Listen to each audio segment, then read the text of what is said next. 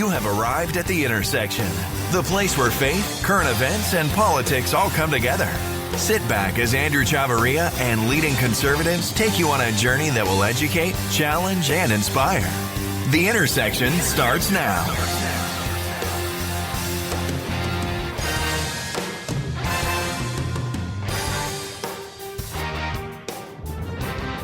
Hey everybody, what's up? Welcome to The Intersection, the place where faith, current events, and politics, it all comes together here on this show. And man, what do you guys think about that new drop, that new intro? It's pretty fat. I like it. It's pretty cool. It's pretty cool. I'm chilling here in studio, and I'm got my boy with me, JP. What's up, man? Hey, what's up, man? How you doing? I'm good. How are you? Good. Doing great. Doing great. I told you, man, my tired hurts. Your tired hurts. Yeah, that's a. Did you say it East Texas or West Texas? That's an East Texas thing. East Texas thing. All right. I don't know if it is or isn't. I'd never heard it till we came out here. So that's awesome. You know, but man, we got JP back. We just wanted to do a show for you guys, and we're gonna give you some high notes, but we're gonna give you some real talk, some reality checks going on here tonight. But we wanted to do a follow up first, right? We wanted to do a follow up. The first show that we did together, you heard us do the other night, and we talked about, breaking up with Target. Yes. Yes. One of my friends was on Fox News today talking about Target, and JP, you probably saw the video. Pastor Greg Locke, he did a video about the Target controversy. Went to Target and asked about it, and then his video went crazy, viral.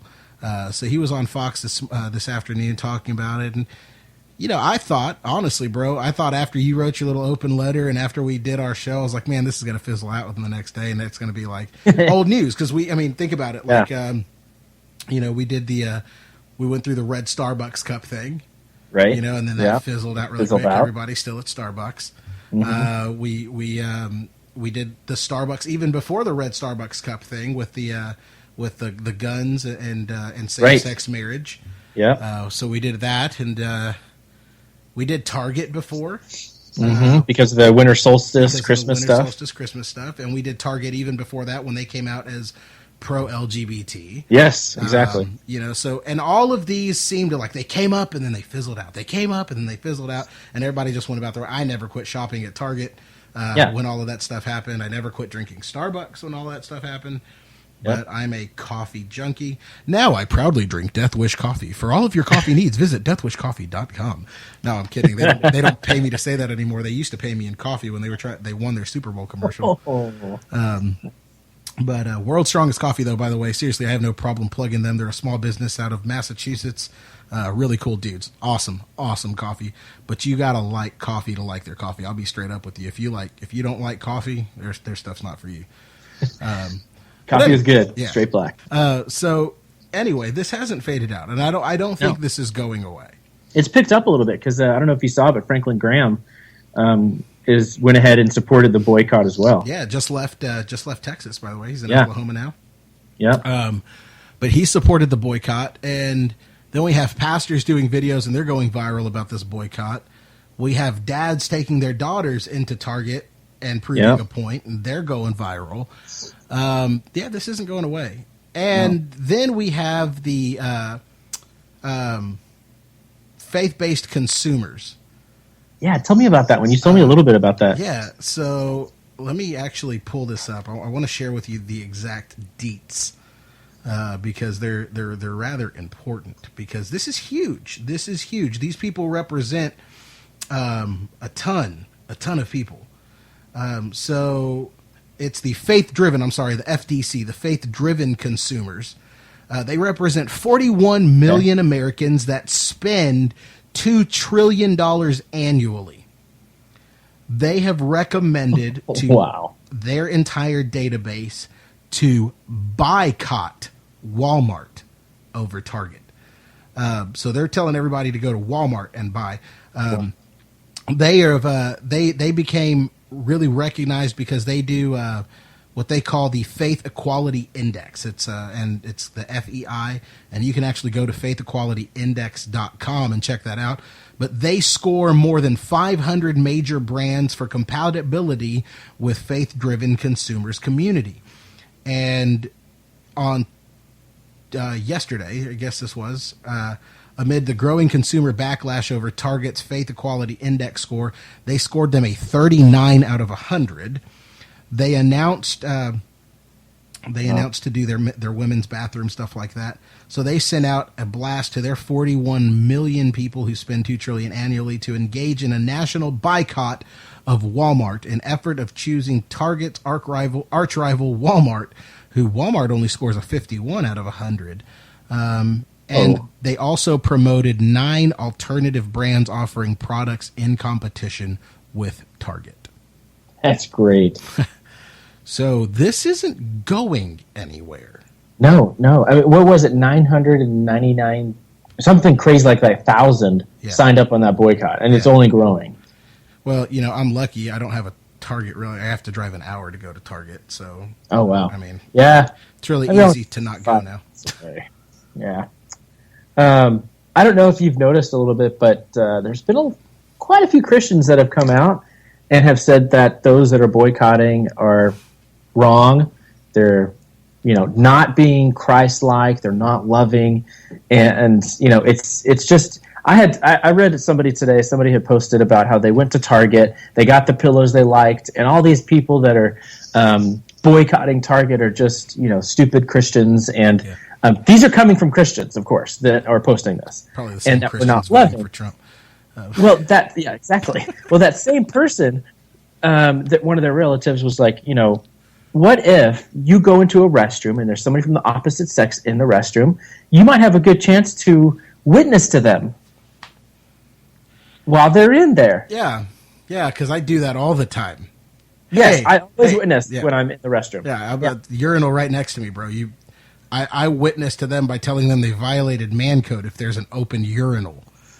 Yes. Like, I mean, dude, you should skip a urinal. You skip one. It's skip one rule. Yeah. I don't say, hey, man, how's it going? Everything coming out all right? I'd like to talk to you about Jesus.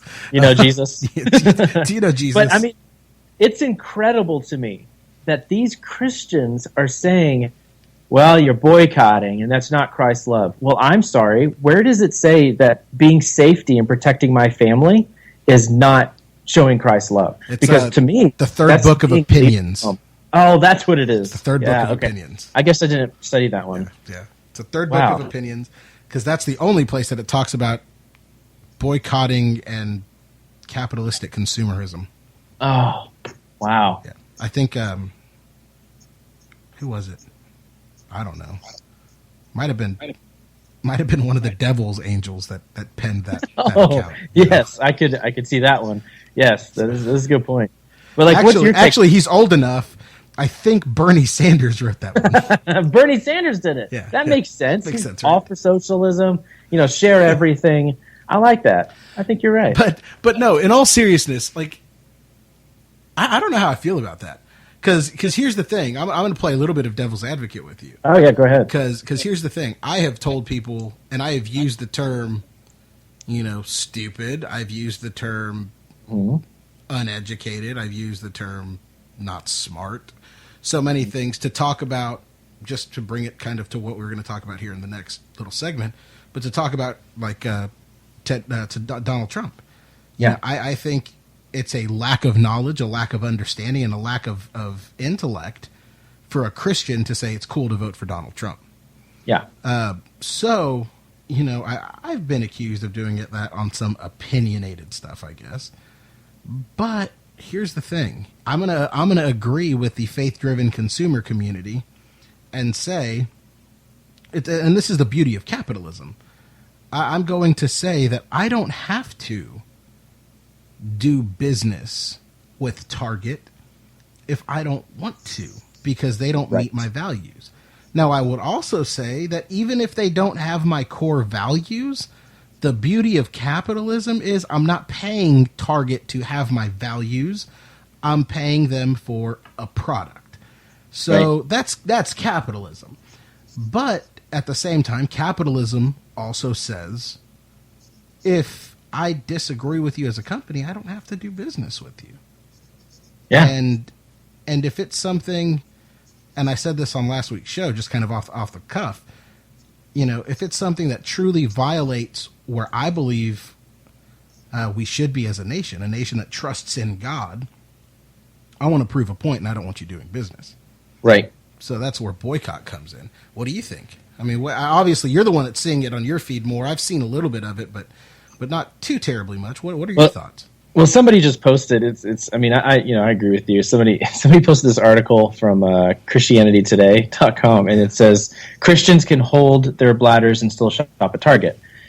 They said that they are more concerned about the single mom making ends meet or the college kid paying his tuition by working the late shift at Target. And we Christians are not supporting those people. Are you supporting the single mom that strips at a club every Friday, Saturday night? Uh-oh. Same kind of question. Like, she's making ends meet according to your little deal there. So, I just had to point that out. Do you go to Hooters just you for can say the same thing. That's the Christian that goes to Hooters just for the wings. Yeah. I mean, really, that's who it is. They're like, I just go for the wings, and to support that single mom that's trying to make ends meet in practically nothing. That's what a stupid. It's argument. like and it's not just the boycotting because those are my beliefs. You know, I just personally believe that I can't support something like that. Now, then there's a big article that came out. Apple supports LGBT, all this stuff, and I use a Mac. I use all this. Yeah, I'm on a But Mac. here's the thing: my safety of my family, my safety of my future kids, wife, all that, all goes down to this decision that Target made. Yeah. It's biblically wrong. I do not agree with it, but it also comes down to the safety of people around me. Yeah. I will not go witness to somebody who is a man going into a girl's locker room. If I see him going in there, I'm going to say, "Hey, excuse me, sir, I'm sorry, but that's for women. Right. That's not like, I'm sorry, you can't go in there. My sisters are in there. I can't let that happen." Yeah. And I mean, that's what it's about, Let's be realistic, okay? Transgender men or women, whatever the case may be, whichever flip of the coin we're on, okay? Yeah. They've been using the bathroom of the sex they identify with or that they have transitioned to for a long time. Yeah. I mean, really and truly. Take a fully transitioned transgender quote-unquote woman, okay? Chromosomes still say they're a male, but let's just say woman, okay? For lack of for PC's sake. They have been going into women's restrooms for a lot longer, unmolested than we've been talking about it. Really and truly, they have, with nobody questioning it, nobody saying anything. Why? Because it does go back to the argument. Nobody's going to say, "Hey, lift up your skirt and let me see what you're packing." Correct. That's just, I mean, if it looks like a female, walks like a female, talks like a female, we're going to assume it's a female. Okay? Correct. But what these laws do and these policies do, all they do, they don't advance the civil, quote unquote, civil rights. We dissimulated that argument already, but they don't advance the civil rights of the transgender community. All they do is open the door for perverts to identify, quote unquote, identify as females and go and peep on little girls. Yeah. That's it. So the thing is, quite frankly and quite honestly, and to answer the article that you just quoted, which I think is ridiculous, Christians can hold their bladders while they shop at Target. That's probably written by a person that doesn't have kids. Yeah. I have 4. Mm-hmm. And getting them all to go to the bathroom before we leave the house never happens. Oh, yeah. As many times as I say, everybody make sure that you go to the bathroom before we leave. Never fails when we get somewhere, before we even start our shopping spree, "I have to go potty." Yeah. Never fails. So you know what? Yeah, while me as a grown adult, I can probably hold my bladder for the 20, 30 minutes that I'm going to shop in Target. Yeah. My kids probably can't, and I have 3 daughters. Their safety is at stake. And, not happening. Just not going to go to Target. So last thing, I kind of saw this today that, a lot of people were saying there's no facts. This has never happened before. That, there would be a transgender do this. Well, 2014 in Toronto, sexual predator jailed after claiming to be transgender to assault women in a shelter. He did it multiple times. So you can't tell me that this doesn't happen, won't happen. It's going to happen. And that's why I took the stand that I did. And a lot of other people are taking the stand they're doing. You want me to give you one better? I'm going to give you one more current. Oh, boy. Last year, Brentwood, Tennessee. Oh. Target dressing room. No. Target dressing room last year, Brentwood, Tennessee. Man that identifies as woman arrested for filming women in the dressing room. Oh, my gosh. You're kidding. No.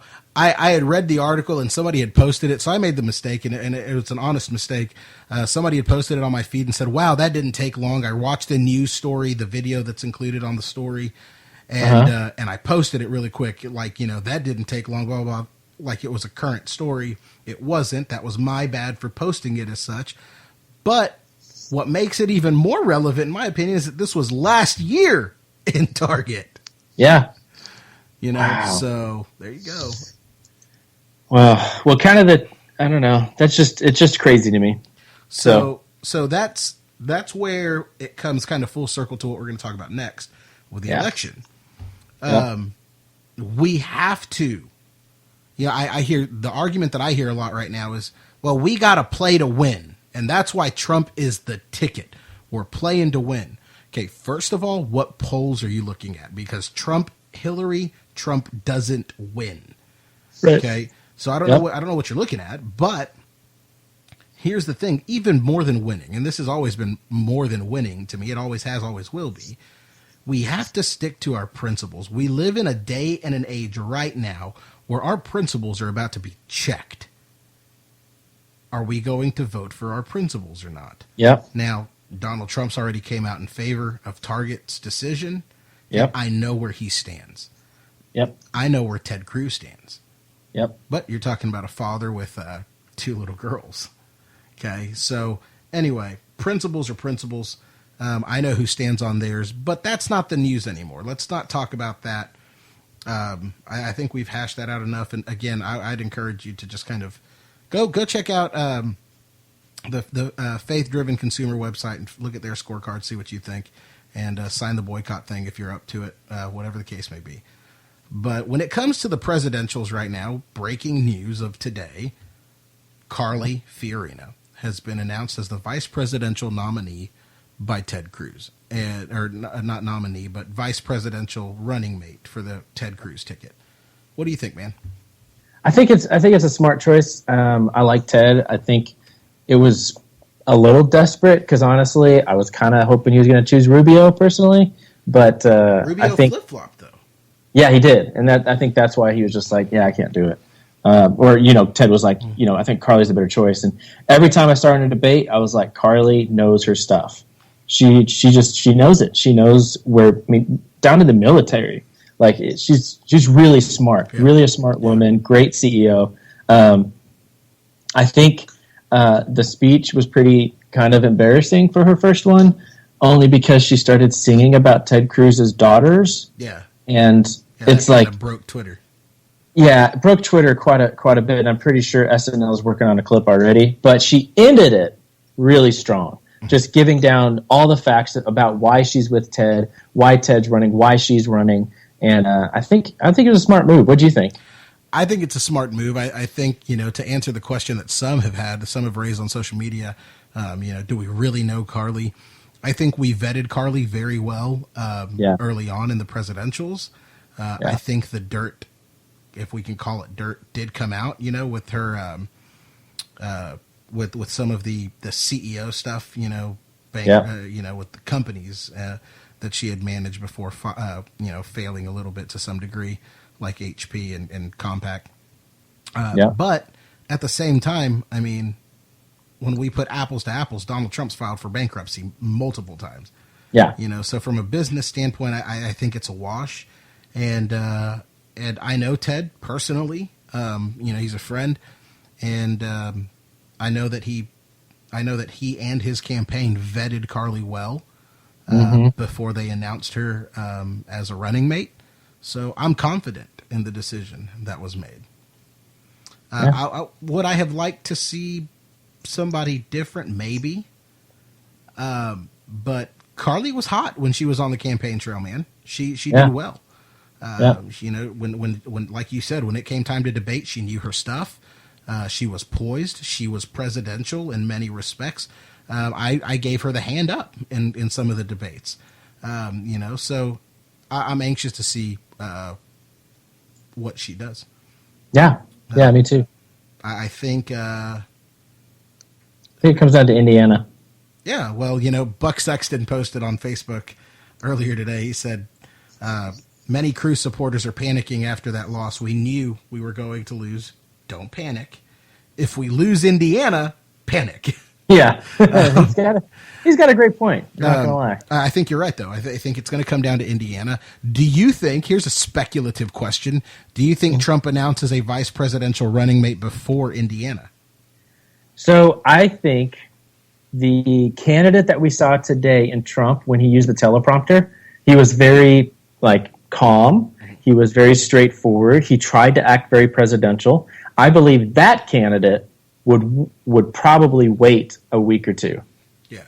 But I think the Trump candidate that we all know is so pissed and so ready to be competitive that he's like, okay, I think I should probably just come out and do this right away so I can just top Cruz somehow. Yeah. I'm actually waiting for Trump to announce his vice presidential candidate on Twitter. Yeah, I could see that. Oh yeah, Ted. Well, I'm running with, and then fill in the blank. Yeah, that's. I'm trying to think who he would choose, to be honest. Okay, so given Carly CEO background, Ted political background, I'm going to go with if he's smart. If he is smart, he is going to go with. Hold on, man. Now I can't recall it. Hold on. Let me look. Hold on. I'm trying to think who would be good.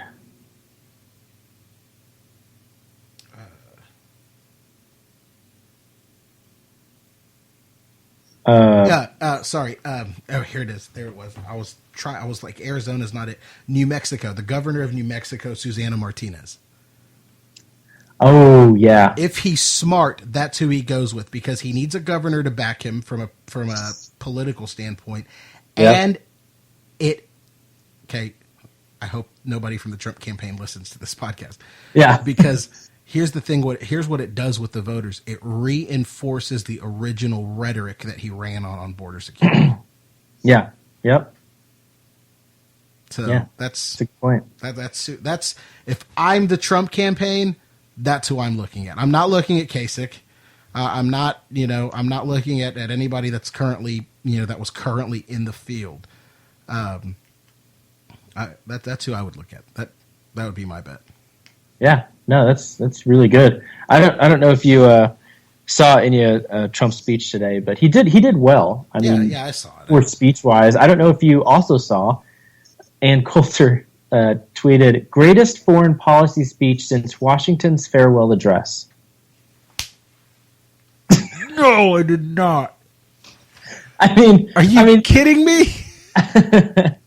What is wrong with these people? I mean, I don't get it. Somebody control her, please.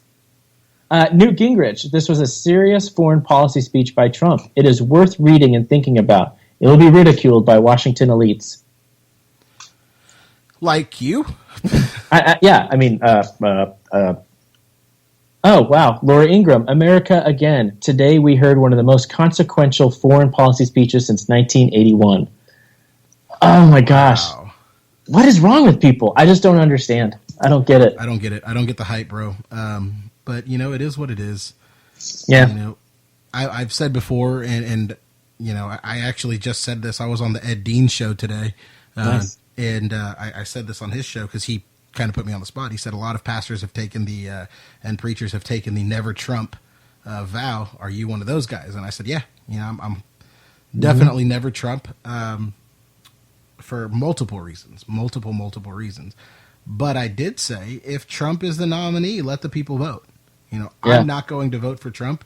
And he said, well, how can we justify not voting for Trump? And I said, because I believe when you look at the evidence, look at the records between Trump and Hillary, you're asking yourself, do I get the right hand or the left hand of the same body? Yeah. That's really what it is. So it's not going to matter. That election is a wash if it's Trump or Hillary. Oh, yeah. Totally agree. So, anyway. So, I just to kind of end this little part of where we are with this part of the show, but I'm so tired of this election already. Oh, me too. Me too. Really am. I love politics, but it's a love-hate relationship. Yeah. But this election has brought out the literal worst in people. Yeah. And I'm tired of it. Kids are, it's like I'm on Facebook with a bunch of 6-year-olds. Seriously. Mm-hmm. I'm taking my ball and going home, click the unfriend button because you don't like my candidate. Yeah. It's so, I'm just done. I'm done with this whole election already. Yeah. Announce your nominees. Both parties announce your nominees. Let's get this show on the road. Yeah. That's it. Simple. But Iowa. From Iowa to now, Trump has not had the majority of the vote like people think. No. But he does have the majority of the delegates. Mm-hmm. And that is the way that the system was designed to reflect the will of the people. Right. And whether I like it or not, we have to go with the will of the people. So we'll see what happens. Yeah. Do I have to vote that way? Nope. I love America. I'm going to write in Barney, the purple dinosaur. I'm actually going to write it myself because I don't know if you know this, but I'm planning on running for president in the next 4 years. So I heard your boss is planning on running for president pretty soon. I know, right? That would be weird. That'd be weird. Awkward office conversations. JP Decker running against my boss. It's awkward. Come on. Awkward. But I probably would get most of the votes. Think about it. It's true. It's true. Come on. Who's going to write his scripts for him if you're gone? Exactly, because, good point. I'll have him write my scripts for my speeches. There you go. Especially when I win. Yeah. So boom. Yeah. Nice. So anyway, I don't want to seriously, I get real despondent talking about the elections right now. Yeah. I'm looking right now. I have a Gadsden flag hanging in my office and it says "Don't tread on me," and it's beautiful, and it's hanging next to a Texas flag. And I look at that and I'm like, revolution. It's time. Yeah. But then I'm like, maintain the republic, maintain the republic, maintain the republic. And it's such a crappy election season. It really is. Ready for it to be over. But anyway.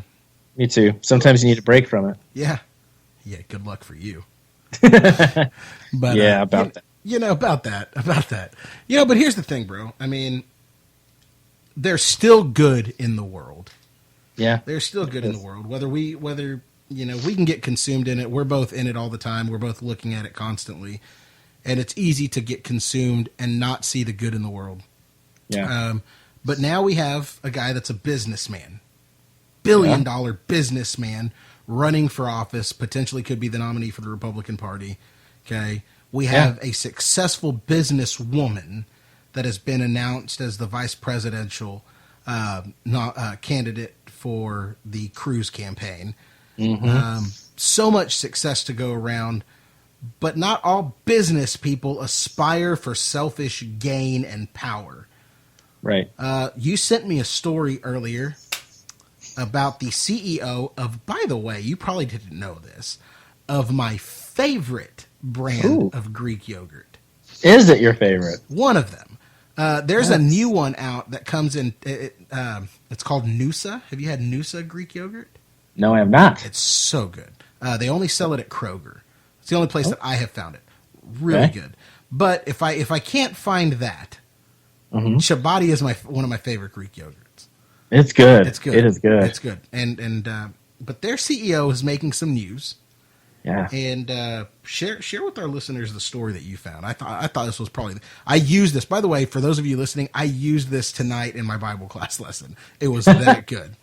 Well, so we were watching the news while waiting for tornadoes to come here in Texas, and they hit some places, but it really wasn't as bad as we all thought. But Chobani Yogurt Boss he's just amazing. This guy created this company, and he's an American. It's a great American story. He's got over 2,000 employees worldwide, and it's one of the best Greek yogurts around.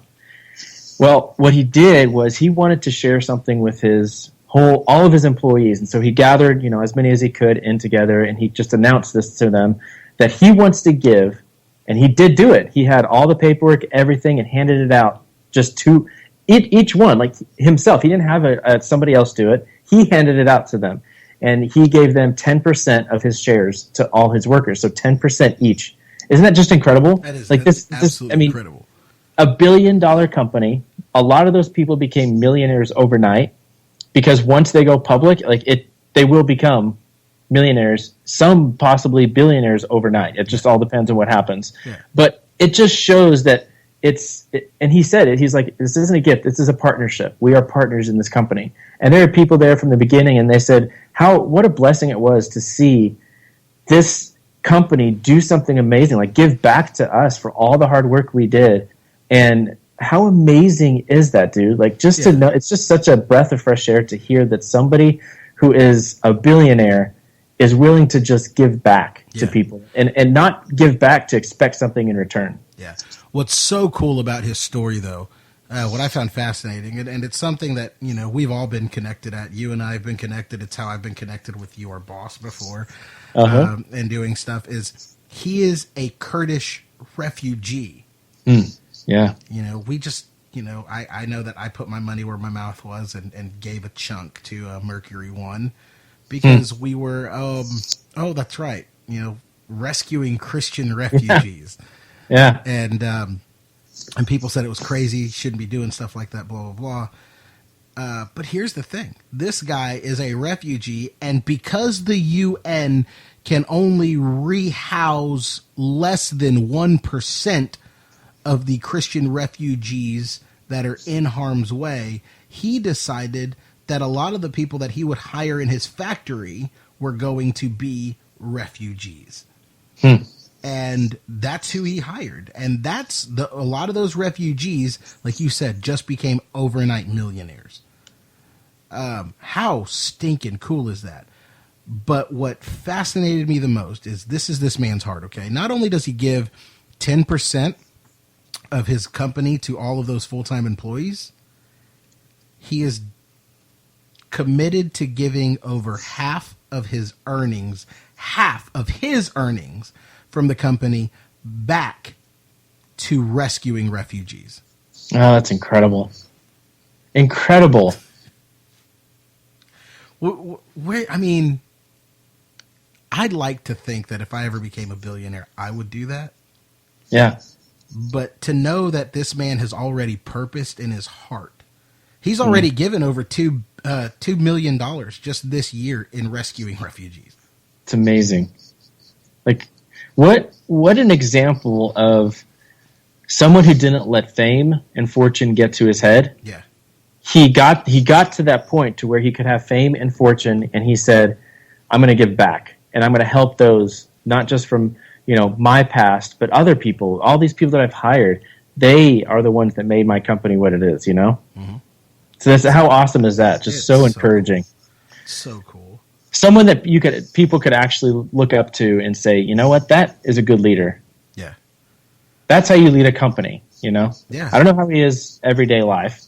You never know with some people, but as a company, he's doing exactly what companies should be doing. Yeah. And, for those of you that are listening now and you didn't hear the introduction of JP, the last show that we did, JP is a producer at The Blaze. He works with Glenn Beck. And, that's one of the things is I've always defended Glenn, not because we believe the same thing. There are things that we disagree on. Yeah. But and probably more so than even I, but the person that Glenn is. You know, I hear people all the time, he's a monster, he's a hateful bigot, and all kinds of stuff. I'm like, do you even know the guy? Yeah. You know, and I'm not going to put the amount out there. I remember the amount. When we went to the border, I talked about this last time. We went to the border. There was a group there. It's a charity called Operation Barbecue. Do you remember those guys? Oh, they're amazing. They're awesome, awesome people. I was standing, Glenn and I were talking about a Bible verse, believe it or not. And the guy from Operation Barbecue came up, introduced himself, you know, talked to Glenn and told Glenn what they did. You know, what they were doing, how much meat they had, you know, that they're all volunteers from different like cook-off teams and stuff that just volunteer their time. They hook up their pits to their trailers and they go. Yeah. And I remember just out of nowhere, bro, nobody asked him to do it. Nobody said to do it. Glenn leans over to the director of Operation Barbecue and he says, "Here, this is for you. Personal check." It's amazing. Just, I mean, so to see stuff like that happen, like I witnessed that. Yeah. That was just, I mean, you know, and then to see this guy from Chobani, that was just an example of somebody that you and I personally know. Oh, yeah. There's some good people out there. You know, I mean, we have to find a way. Have to. And this is, I was talking about, this is what I talked about in my Bible class today, and this is why I use this example. We have to find a way to re-find our purpose. It's good. Because our purpose is predestined. Let me use this word better, because this is the word that I use from the Bible. Our purpose is preordained by God. God told Jeremiah in Jeremiah chapter 1, he says, "I knew you before you were formed in the belly. Before you came out of the womb, I had a purpose for you and ordained you as my prophet." Gosh, that's good. You know what's really interesting about that? Here's the thing. Here's the awesome thing about that, is that in Matthew chapter 28 and in Mark chapter 16, Jesus says to his disciples, that's you and me, by the way, we're his disciples, we're his followers. He says, "You go and preach the gospel to all the world." So really, when you think about it, Jesus is already telling us, he says, "I have a purpose for you. I have preordained you as my mouthpiece." Well, what is it that Jesus would have the world to know? Jesus would have the world to know, I love you. Yep. I died for you. And you don't have to die for me. I'm giving you eternal life.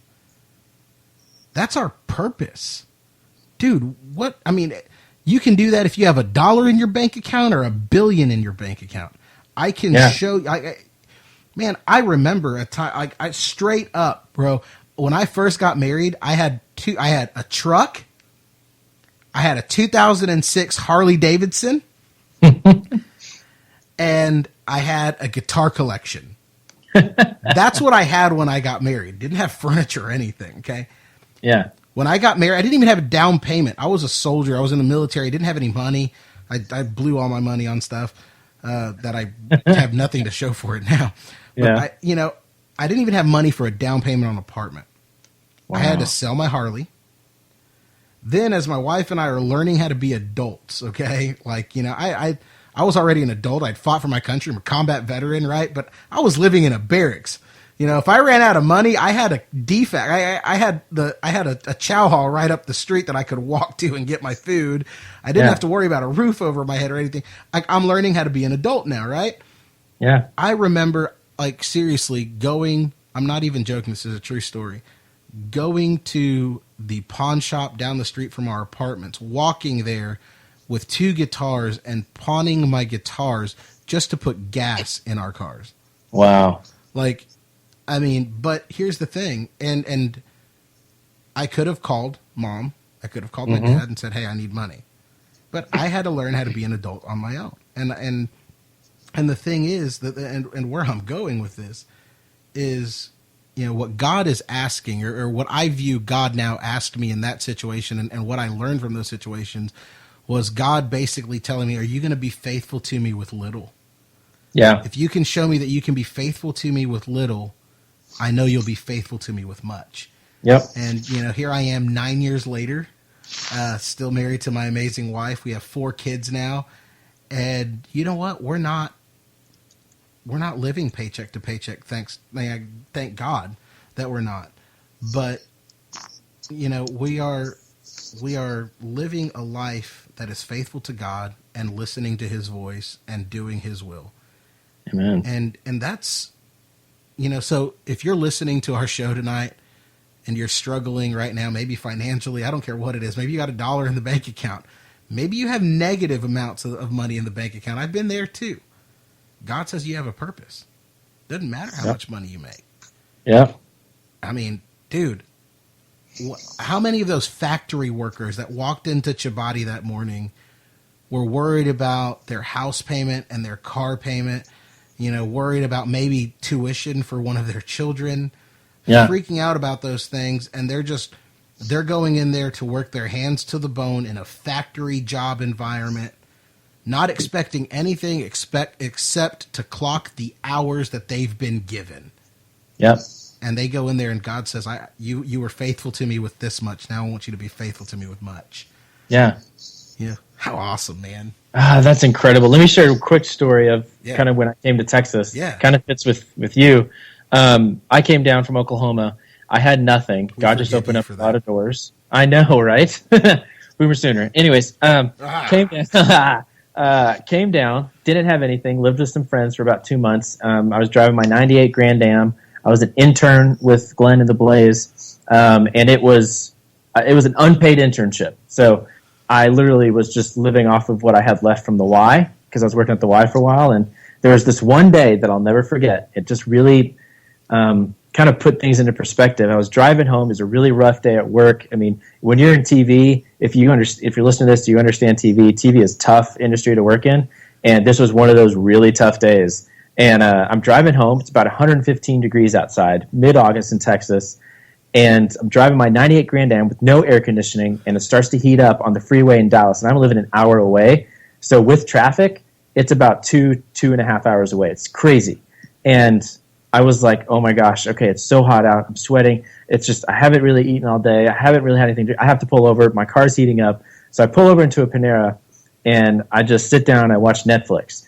And I'm watching Netflix. I didn't really have a lot of money, so I just got a lemonade and just went down, watched Netflix. And I turned on Transformers 2. Don't ever watch that movie, especially when you're, kind of down, because it's a horrible movie.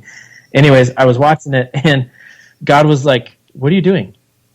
You're having a tough time right now? Shouldn't you be studying about me? And I was like, oh, crap. So I closed my laptop, and I started just reading scripture, just reading through the Psalms, and it was just so encouraging. And after about 30 minutes, I just was like, all right, I think I'm ready to head home. And I go out to my car doesn't start. And I'm like, God, what are you doing to me? And I come from I don't come from a rich family at all. My family's very poor. My mom's a widow. And so anyways, I called my mom up, and she was like, well, you have AAA, so why don't you call AAA and have them come look at it? And I was paying for AAA. It was like my last month or whatever. And they were like, all right, we'll be there in about an hour and a half. I'm like, oh my gosh, I'm starving. I haven't eaten today, so I'll just put it on my credit card. And I'm a celiac, so I don't eat a lot of wheat or bread. I'm at Panera Bread, and that's all I can have there is a bowl of tuna. So I went up to the counter, and I was like, hey, can I just get some tuna? And they were like, wow, tuna? Okay, sure. And so I pull out my credit card, and they come up, and they bring it out, and I gave my credit card, and they said, no, this is on us. And I'm like, what do you mean it's on you? And they said, look, the manager just wanted to give this to you. And I go, you're kidding me. You don't know what this means to me. Like, this is amazing. And at that moment, God fed me.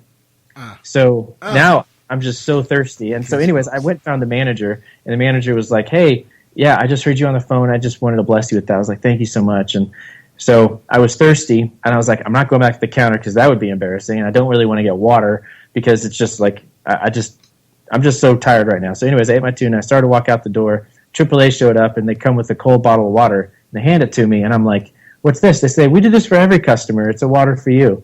And so God fed me, and he gave me water. And in that moment, God kind of just placed in my heart that no matter what we're going through, no matter where we might be in life, he's always there, always providing. And some of those people in that factory might have been in the same situation where, God, I don't know what's happening. I don't know why you have me here. I've been here for so many years as a factory worker, or just sitting behind a desk, but I don't know what you want. And then this God used this guy to just speak into their lives and say, look, I'm going to bless you with something. So no matter what, if you're having a rough day, just like Andrew said, like, just trust that God is there. He's always going to be there. He's always providing. You just got to stay focused on him and stay in his face, you know? For sure. You know, I want to just wrap this up with one more section of Scripture that kind of sums up everything that we've been talking about. Matthew chapter 6 is probably one of the most familiar passages of Scripture. But Jesus there says in Matthew chapter 6 and verse 33, he says, seek first the kingdom of God, and all these things will be added unto you. But before he says that, you know, I want you to know what all those things are, because it's not everything that you want in this life. You know, there's a lot of things that I want that I'm probably never going to have. But Jesus there in that context of Scripture, he says, don't worry about what you're going to eat. Don't worry about what you're going to drink. Don't worry about what you're going to have over your head. Don't worry about what you're going to wear. He says the world desires after those things. And then he goes on, he says, if I've clothed the flower of the field, much more will I clothe you. If I feed the bird of the air, much more will I feed you. And then he sums it up in verse 33, and he says, seek first the kingdom of God and his righteousness, and all these things will be added unto you. You know, here's the thing. Work hard and focus on God, and you're not going to have to worry about food in your belly. You're not going to have to worry about something to drink. You're not going to have to worry about where you're going to sleep at night. You're not going to have to worry about the clothes. You know, it might not be the nicest clothes, but it's clothes. It might not be the best food, but it's food. It might not be the nicest house, but it's a shelter. Just focus on God. Be faithful to him in little, and he will provide much. I've learned that in my life. JP's learned that in his life. And, you know, and those factory workers at Chobani, they just learned that in theirs. Focus on God. Trust God. Be faithful to him in the small things, and he'll provide the big things. I hope that the intersection of faith, current events, and politics has really encouraged you tonight. I really do, man. JP, thanks for doing another show with me, bro. Yeah, thanks, man. This was awesome, and God bless everyone. I really appreciate it, man. God bless you guys. I hope to have you guys back next week. We'll talk soon. Thanks for listening. For more shows just like this, visit us on SoundCloud by searching Truth and Liberty Radio.